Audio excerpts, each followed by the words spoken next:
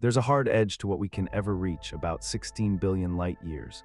That edge is real, and it comes from dark energy. The immediate takeaway is this: space can expand forever, but our reachable patch will not. Picture a lighthouse on a boat, sailing faster than your voice. You can shout forever, but most waves never arrive. The universe does the same trick, with light instead of sound. We call that limit a cosmic event horizon. It sets a permanent boundary for influence and contact. So, can the universe itself keep getting bigger without end? Yes, as far as we can tell today. But our visible and reachable universe hits ceilings that physics draws. Let's map those ceilings clearly, with numbers you can picture. Galaxies drift like lanterns on a stretching rubber ocean at night. Expansion means distances grow, even when nothing moves through space.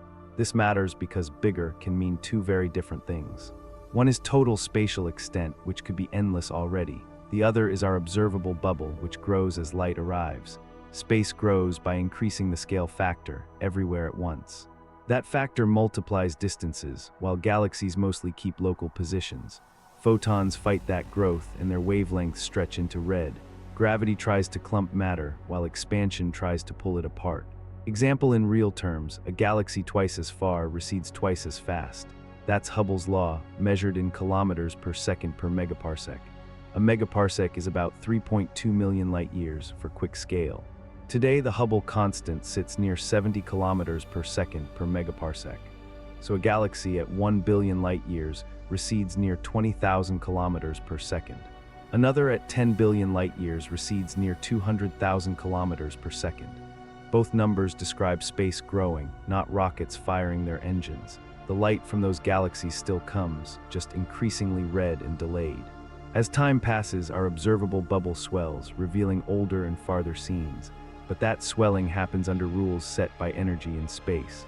Bottom line, size splits into total space and what we can actually see.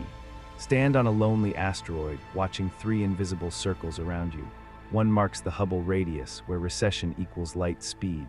Another marks the particle horizon, the farthest light we have received. The last is the event horizon, beyond which light sent today never arrives. The event horizon is our hard limit for future contact. It matters because messages, probes, and gravity cannot cross it inward. The math ties horizons to expansion history through the scale factor. If expansion accelerates, the event horizon stabilizes near a fixed distance.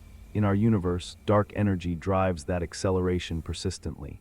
Example you can keep: our particle horizon is about 46 billion light years. That shows how far we can currently see, thanks to early light. Our event horizon sits near 16 billion light years in proper distance. That marks the farthest place we can ever influence, even eventually. The Hubble radius is similar today, near 14 billion light years. Things can cross it toward us if expansion later slows enough. With acceleration, most distant galaxies drift outward beyond all help. Net result: 3 circles describe now, memory, and forever, each with different consequences. Pan out to the cosmic web, frozen like froth on coffee. The observable bubble grows with time, but it grows toward a ceiling. That ceiling is the maximum moving radius light can ever traverse. In accelerated expansion, that maximum is finite, not infinite. This matters because there is a cap on what we will ever map. Mechanically, future light from very distant regions loses ground to expansion. Paths that would reach us in a slower cosmos fall short here. Integrating those paths gives a final moving horizon we will approach. For our parameters, that radius lands around 61 billion light years. Today we sit near 46, so there is room left, but not much compared to an infinite dream of discovery. Example in real terms: new galaxies will trickle in for eons. The trickle slows and then practically stops as redshifts soar. Every additional shell we gain arrives dimmer, redder, and more time stretched. Eventually we hit the ceiling and no new regions appear. One sentence recap: the observable limit grows, then saturates at a fixed scale. Shift your gaze to the last scattering shell, a glowing baby picture.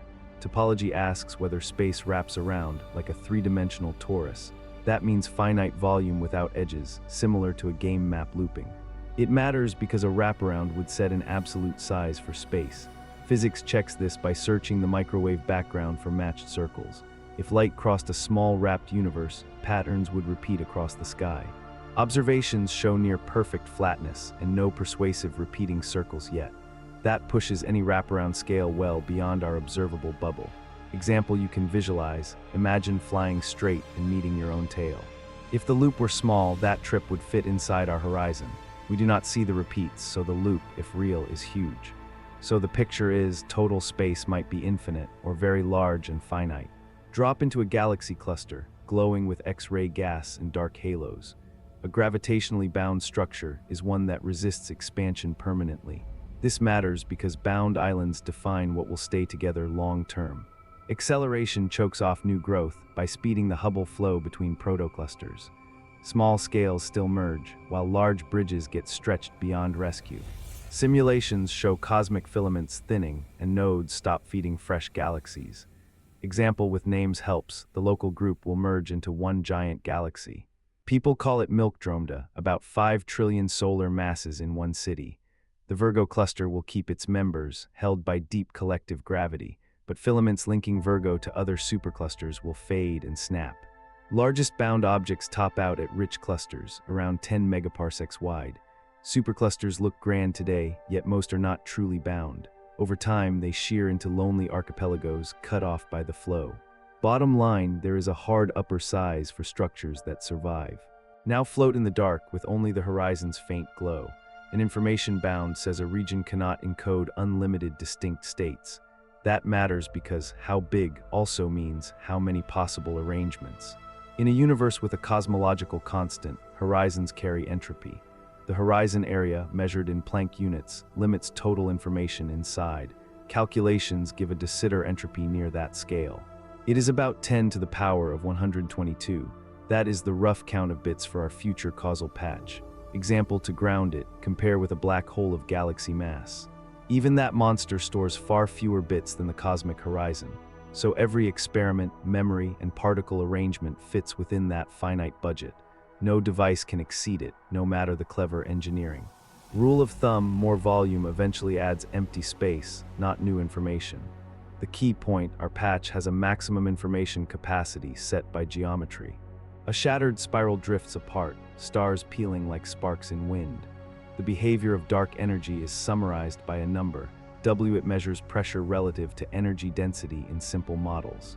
This matters because tiny shifts in W reshape horizons and ultimate size. If W equals -1, expansion approaches steady exponential growth. Horizons then settle to the constant scale we discussed earlier. If W is greater than -1, acceleration can ease later. Light could reach a bit farther than the constant case. If W is less than -1, phantom energy rips structures eventually. Distances then blow up in finite time, ending with a big rip. Example with guardrails: observations put W very near -1 today. That makes a fast rip unlikely, given current supernova and microwave data. But a slow drift remains possible within present error bars. So yes, the ceiling's exact height depends on dark energy's true nature. Fade the cosmic web to embers, then to near-perfect darkness. Heat death means energy differences smooth out and useful work vanishes.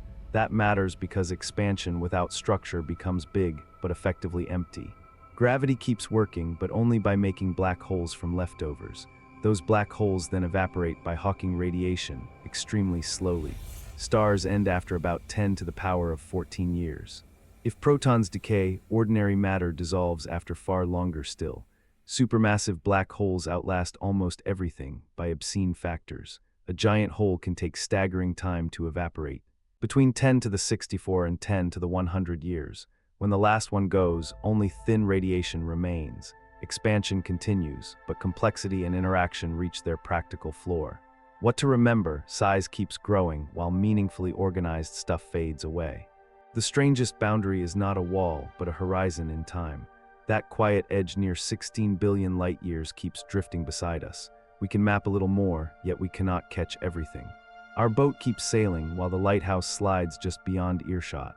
If that picture clicked, share this with one curious friend today. It helps more explorers find their way through the dark. Thanks for riding along under a sky that never quite ends.